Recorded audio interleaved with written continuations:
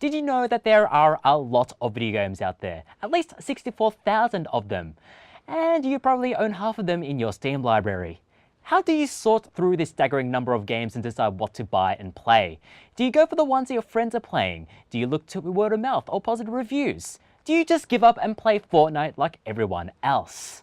Or do you take a browse through the various digital storefronts such as Steam or the Nintendo eShop? If you rely purely on these, I kind of feel sorry for you, because digital gaming storefronts are a hot, uncurated mess. The reason we have so many games nowadays is because it is even easier than ever for a developer to self-publish and release their game through digital marketplaces. We are far from the days when Microsoft, in the early days of digital distribution, would ration out its release slots on its Xbox Live Arcade like Willy Wonka's golden ticket. By the way, one of the precious chosen few was the utterly terrible Yaris, a poorly made advert game about the Toyota Yaris. If I'm going to stretch this analogy to the death, Yaris is definitely the Augustus Gloop of Xbox Live Arcade games. For one, both have incredibly terrible handling. Fast forward to today, and console makers are rightfully begging for new indie titles. Just look at Nintendo, which recently announced it wants to release 20 to 30 indie games per week on the Nintendo Switch. On the surface, this sounds great. For Switch owners, it's more games to play as they wait for the next first-party title. And for developers, it's an opportunity to offer their game to a new and enthusiastic audience. However, no console storefront, especially not the Switch eShop, is currently equipped to deal with even its existing library of games, let alone its aspirational 30 per week. The problem is that every game, whether it's the next great indie game or some rushed-out mobile port, is given the exact same weighting on the new releases page. It's like a fancy restaurant wine list offering Penfolds Grange, followed by Chateau du Bathtub, wine by the jug. In the state that the eShop is currently in, aspiring Switch developers will see their game buried by shovelware, because Nintendo isn't going to reach this 30 number without a bunch of filler, such as this eShop gem, Rento Fortune Monolith, a cheap-looking Monopoly clone and, as an aside, the perfect demonstration of the folly of capitalism, one which would have the Monopoly man harumphing in outrage. One easy way to solve this is through curation, or the active highlighting of certain titles based on their quality or relevance to the audience. The consoles have a section for curated games, but these are almost always filled with big AAA titles. Just in case you haven't heard about this wild, bold concept called digital soccer.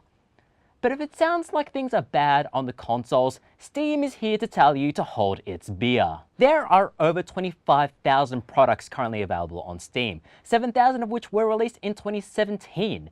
If you were to put each game on Steam end to end, it would stretch out to, well, nowhere, really, because we're talking about digital goods here. Come on. On a similar note, all the Steam games would fill 0 Olympic-sized swimming pools, be as tall as 0 Eiffel Towers, and would have as much brains as 1 Cricket Australia board. Steam has had a problem with surfacing new games for the longest time. Its many attempts at curation have failed, although we should expect experimental failure from a company that still can't count to 3. Instead of learning from its mistakes, though, Valve is making a big new mistake by getting rid of the entire concept of curation, instead letting anything and everything on Steam, as long as it isn't illegal and straight up trolling. And yet the game One Troll Army is still up on the Steam marketplace. Come on, Valve. This has resulted in the inevitable flood of games on Steam. Some of these are from tiny studios or even solo developers that are absolutely chuffed that their game is available on the biggest gaming storefront. But then you have blatant junkware clogging the new releases section, and then you have Extractism, an innocent-looking 2D platformer made available on Steam, but it turns out that this game was hijacking its players' computers and using them to mine for cryptocurrencies. And on top of this, it was scamming players by trading with them a forged version of the rare Team Fortress 2 gun, oh boy, the strange professional killstreak Australian rocket launcher.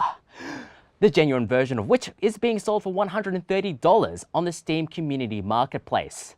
Valve has since taken down Abstractism from the store, but Here was a game that was purely designed to scam players, which was allowed to be sold on Steam thanks to its complete lack of curation. It was allowed to be sold right alongside reputable titles like No Man's Sky and Shower with Your Dad Simulator. Sure, that game may put you on several government lists, but at least it isn't actively scamming players. It is great that we are in a time when any legitimate developer, legitimate by the way, with an idea that anyone can find a buyer and that any player can have their needs met no matter how niche they are. Steam and the console storefronts should be adapting curation for the modern age of 75,000 games, but instead they're stepping back from it and from even the most basic of quality control. I wish you the best in sorting through the 88,000 games out there at the moment. Sorry, 90,000, 91,000, 90, oh boy, I better stop now. And that is everything that has happened in the world, ever.